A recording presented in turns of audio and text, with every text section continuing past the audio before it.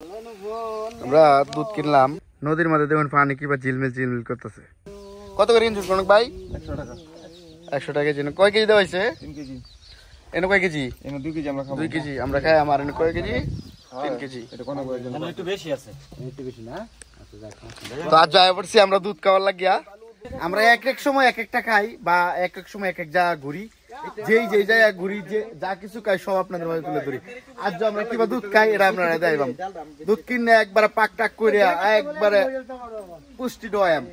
ভাই আমরা কি নিজের গরু? ওই কয়টা গরু ভাই? ব্যাগটি দুধ দে ভাই। 15-16 কেজি বানাবো। 1500 কেজি বানা যায়।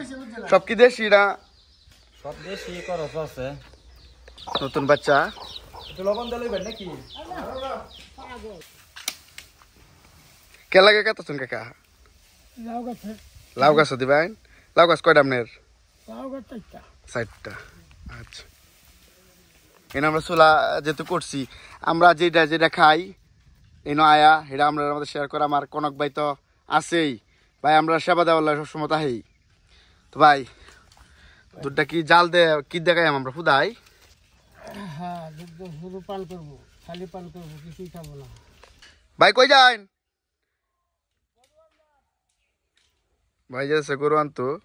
ভাইয়ের গরু দুধ দেয় কম, এলে ভাইয়ের এতে খাওয়া হয়েছে না। শহরে গরুগুলা চাইতে গ্রাম এলাকা বা শহর এলাকার যে গরুগুলা আছে তারা দুধ একটু পুষ্টি হয় বেশি, কারণ তারা ঘাস ঘুষ খায়, প্রাকৃতিক জিনিস খায়। আর শহরে যারা খাওয়ায় এটা হাইব্রিড খাওয়ায় আর কি। এই দিন আয় পড়ছে দলে দলে গরু।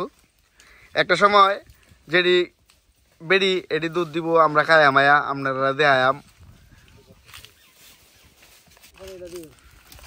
ধান ধুন কাটছে, দুপুরে এসে এখন যাইতেছে বাইক খাইতো, বা যার কাজ করছে তারা খাবার আর লইব, গৃহস্থ ভাত লইতেছে আর কি, নদীর পাড়ে বইয়া খাইব। নদীর মধ্যে দেখুন পানি কিবা ঝিলমিল ঝিলমিল করতেছে, দেখতে খুব সুন্দর লাগতেছে। একটা পাখি উড়ে যেতেছে, একজন মানুষ হইতেছে। লাড়া দেওয়ার সময় হয়ে গেছে না? লাড়াটা দিলে পড়তো না দুধটা। এই যে ফাঁকুর ইটছে। আমরা দুধ হয়ে গেছে, আমরা একটা ফাঁকুর দেয় সময় মতো না কইলে আপনারা দুধ পরে গেলে। যাই হোক, দুধ খুব পবিত্র জিনিস, এলাকে পড়ছে না। 1 সেকেন্ড সারা জীবন। তাহলে হয়ে গেছে, আমরা কে আলাম গান চল লইয়া পড়ছি। এই যখন তারিফে বন্ধ করে দিব। কয়জন রে আমরা? 4 জন। কোন করলে? হ্যাঁ 4 জন। আর যদি কেউ রিজিকে থাকলো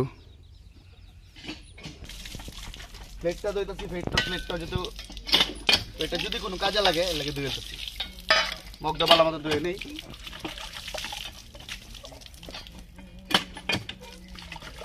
এইনের যে পরিবেশ না ধুইলেও হয়। কার বাইরে বড় ভাই যে তমনে কনক ভাই কই?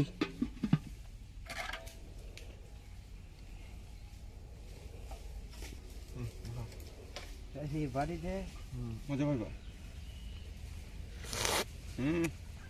ঠিক আছে না? ঠিক আছে তো, কিন্তু সেই স্বাদ না ভাই, একদম খাঁটি গাভীর দুধ, গহীন চরে।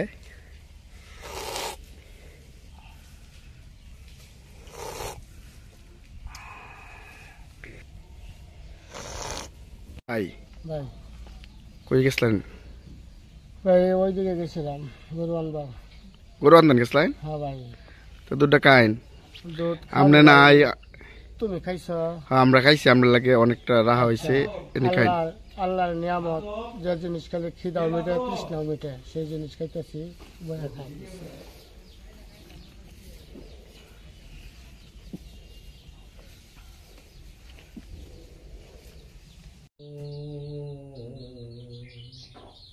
সে আমারে ফাঁকি দিল। কনক ভাই কয়দিনের?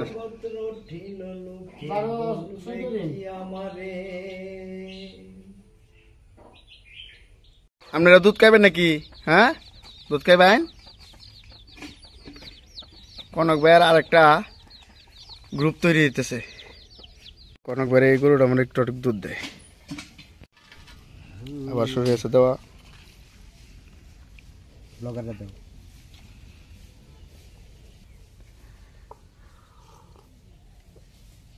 তো বিশেষ করে কনক ভাই লাগে দোয়া করবেন, কনক ভাই এত সুন্দর পরিবেশ আমরা দেখায়, আর এই এলাকাবাসী লাগে দোয়া করবেন। আজকে ভিডিওটা আর বড় করতেছি না, দুধ খেয়ে অনেক শান্তি পেলাম, আরো দুধ আছে খাইবাম। আপনারা যারা এই শহরে থাকেন তারা তো এই খাঁটি দুধটা পান